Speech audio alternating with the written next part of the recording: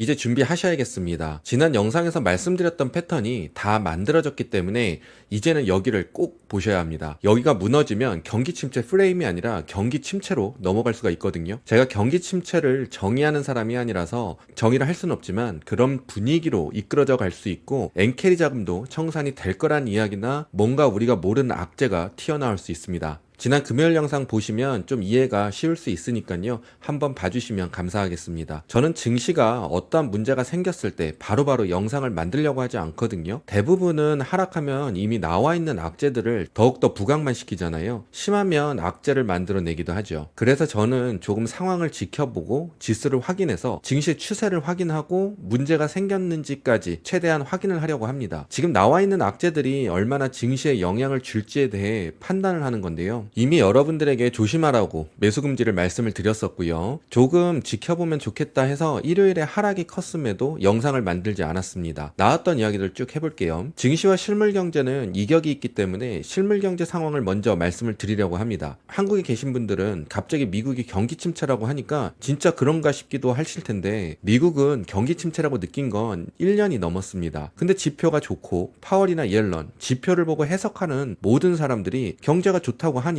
그냥 우리만 느끼기에 경제가 안 좋고 인플레이션이 높다고 생각하나 보다 하고 지금까지 온 겁니다. 경기 침체는 이미 진행되고 있었을지도 모릅니다. 지금은 지표가 안 좋게 해석이 되고 증시가 하락하니 갑자기 경기 침체랍니다. 1년이란 시간 동안 면역력이 생겨서 그런지 지금 경기 침체라고 느껴지지는 않거든요. 이미 중소기업은 1년 전부터 매출이 반토막이 나서 올라오지 못하고 있고요. 근데 경기 둔화도 아니랍니다. 그래서 그냥 여기까지 온 건데요. 미국은 1년 전과 다를 게 없거든요. 지표는 돈을 쓰면 개선이 됩니다. 그래서 지표들이 왜곡이 많이 되죠. 지금 경기 침체 프레임에 인플레이션이 또 올라가려고 하거든요. 미국에서 사시는 분들은 아실 거예요. 마켓에 가서 매일 똑같은 장을 보는데 2배는 이미 올랐었고 이제 체감은 2.5에서 3배 정도 더 오른 것 같습니다. 아니 올랐습니다. 들어오는 해운 비용이 3배가 올랐거든요. 품목에 따라는 3.5배가 올랐습니다. 대략 코로나 시국의 해운 비용 정도다라고 보시면 되는데요. 엄청 오른 거죠. 해운 쪽에서 비용을 올리는 상황이 오면 물건을 받는 업자들도 가격을 올려야 하고 판매 가격도 올라가게 되는 겁니다. 지금은 잘 지켜봐야 하지 않을까 생각이 드는 상황인데요. 증시가 좋고 경제 분위기도 좋고 제가 생각하는 지수의 자리도 좋으면 아직은 걱정할 상황은 아니다라고 보겠지만 전체 분위기가 좋지 않고 지수의 자리도 무너지면 어디까지 무너질지 모르는 자리에 서 있기 때문에 지금은 잘 지켜봐야 하는 상황이라고 말씀드릴 수 있습니다. 여기서 증시가 올라가려면 호재가 필요하다고 볼 수 있겠지만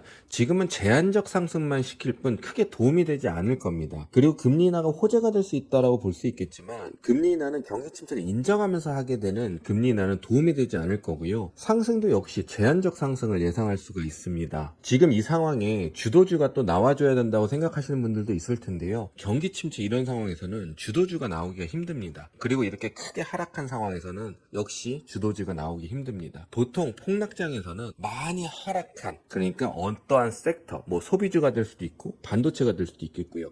근데 지금은 제가 전체적으로 봤을 때는 은행주 반도체는 아직도 떨어졌지만 다른 소비주에 비해서는 많이 떨어진 게 없거든요. 제가 전에 말씀드렸던 룰루레몬, 울타 이런 애들 이런 종목들이 상승 시그널로 해석이 되기도 하거든요. 그래서 지금은 주도주를 찾는 것보다는 많이 하락한 종목이 올라와주고 지금 증시 분위기가 바뀌어주는 게 제일 중요합니다. 지금 빨리 금리를 인하해야 된다고 그리고 파월도 휴가를 갈 게 아니라 빨리 금리 인하를 해야 된다고 하는 말이 나오고 있는데요. 금리 인하를 한다고 안 좋은 경제에서 고용을 다시 시작하는 게 아니거든요. 여러분들이 보신 것과 같이 연착륙 이야기 하다가 갑자기 경기 침체 이야기가 나오고 호떡 지집짓이 금리 인하했다고 안 좋은 경기가 좋아지고 기업들 매출이 오르고 고용이 다시 시작되는 게 아닙니다. 지금은 진짜 경제가 좋아져야 하는 것을 확인해야 합니다. 여러 가지를 다 봐야겠지만 이번에 나오는 GDP가 아주 중요할 거예요. 지난번 GDP가 나왔을 때 문제가 있었죠. 이후 7월은 2.8이 나오긴 했는데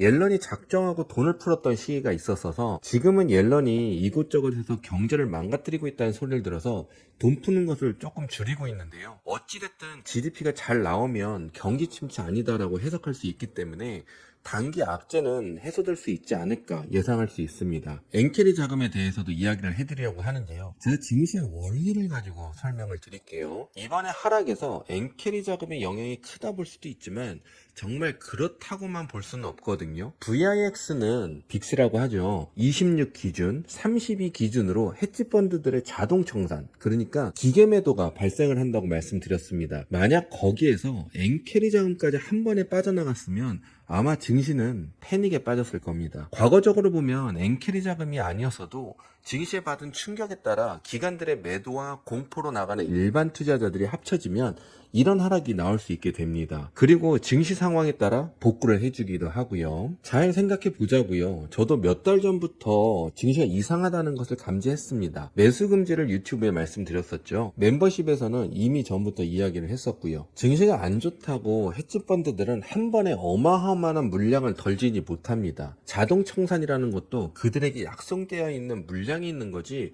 모두 청산을 할 수가 없습니다. 그래서 청산하려고 하면 가지고 있는 물량들을 나눠서 매도를 하게 되어 있고요. 엔캐리 자금이 모두가 아는 경기 침체가 확정이 될 때 뺄까요? 이미 빼고 있었고 익절도 하고 나머지는 아직 미증시가 문제가 된 게 아니니 가지고 가자 하는 물량도 있을 겁니다. 그들은 바보가 아니거든요. 개미가 아니란 말이죠. 도망가려 했으면 벌써 도망갔을 겁니다. 그리고 이미 증시의 시그널을 봤을 텐데 어느 정도 엔캐리 자금이 수익환을 해서 빠져나갔을 것으로 보여지기도 합니다. 증시가 안 좋아 보인다는 시그널을 저도 봤는데 그들이 못 받겠냐는 거죠. 기관들은 절대 한 번에 많은 물량을 청산하지 못합니다. 당연히 우리보다는 차원이 다른 물량이지만 부분 매도를 해야 합니다. 그래서 기관들은 반등을 세게 만들어서 최대한 많은 개미들이 매수하고 쉽게 만들고 넘기고 하는 겁니다. 그리고 지금 상황이 경기 침체가 아니고 경기 침체 프레임이잖아요. 이미 수익화한 엔캐리 자금들이 있고 나머지 자금들도 상황이 안 좋아지면 조금씩 빠져나가긴 할 겁니다. 그러다가 경기 침체가 확정이 되려고 하거나 된다면 나머지를 다 털 텐데 엔캐리 자금만 나갈까요? 헤지펀드들도 모든 기관들도 털고 나갈 겁니다. 그래서 증시의 하락이 엔캐리 자금만의 문제가 아니고 세계 경제가 경기 침체로 빠져서 많은 기관들이 모든 자금을 들고 증시에서 빠져나갈 거냐가 문제인 겁니다. 엔캐리 자금도 중요하지만 지금 이 증시의 포인트는 경기 침체입니다. 경기 침체가 안 오고 증시가 다시 상승을 시작한다면 엔캐리 자금이 빠져나갈 이유가 없거든요. 그리고 기준을 잡으려면 달러를 해석할 줄 아시는 게 중요한데요. 제가 전에도 달러 환율 대부분은 주가에 집이 있고 그 이상 그 이하 떨어지면 문제가 된다고 말씀을 드렸는데 여기가 원래 제가 집이라고 했던 부분이고요. 아직 집에 있습니다. 만약 집에서 아래로 빠져나가게 된다면 남은 엔캐리 자금뿐만 아니라 경제에 문제가 생겼다는 시그널이기 때문에 많은 기관들이 매도를 준비할 가능성이 높다 볼 수 있습니다. 우리는 우선 그 많은 엔캐리 자금은 한 번에 빠져나가지 않고 이미 수익회를 많이 했을 거고 경제가 좋으면 엔캐리 자금의 걱정은 덜어질 것이라는 겁니다. 어딘가에서 빌린 돈은 이자와 원금을 꾸준히 상환을 해줘야 된단 말이죠. 그럼 빌려서 갚을까요? 투자한 곳에서 수익화해서 상환을 하겠죠. 또다시 말씀드리는 건 이미 증시가 안 좋다는 건 알고 있었고 저는 경기 침체라고 정의할 수 없는 사람이라 증시가 이상하다는 시그널을 찾았고 조심해야 한다고 보고 말씀을 드렸던 건데 엔캐리 자금은 이미 빠져나가고 있었다라고 볼 수 있습니다. 조금씩이든 상황에 따라서는 많이 수익 실현을 했을 겁니다. 주식시장에서 영원한 상승은 없으니까요. 그리고 여러분들도 인정할 만큼 많이 올랐잖아요. 엔캐리 자금이 빠져나가지 않을 방법은 하나뿐입니다. 미국 경제가 좋고 증시가 좋은 방법뿐입니다. 엔캐리 자금이 생각 없이 간단한 이유로 빠져나가는 게 아니에요. 일방적인 이야기로 과정은 보지 않고 마치 한 방에 빠져나갈 금액이라 해서 증시 폭락을 야기하는 부분으로 주식을 하시면 어렵습니다. 이제 마지막으로 보셔야 하는 자리입니다. 이미 말씀드렸기에 짧게 하겠습니다. 섹터별로의 시그널들은 제가 찾아서 말씀을 드리겠고요. 여러분들도 기준을 가지고 주식을 해야 하니 기준을 드리도록 하겠습니다. 이미 말씀드렸던 자리 5100입니다. 이 자리가 잘 지켜져야 하는데 추세적으로 보면 이 자리를 기준으로 위쪽은 상승 추세, 아래쪽은 하락 추세거든요. 전에 이 구간을 올라섰을 때 엔비디아, 테슬라, 다른 종목들은 더 올라갈 거라 판단을 하고 추격 매수를 했었던 자리이기도 합니다. 이 지수를 외우고 종종 확인하실 때마다 아래에서 맴도는지 위에서 맴도는지를 확인하시면 되겠고요. 차트를 꼭 안 보셔도 됩니다.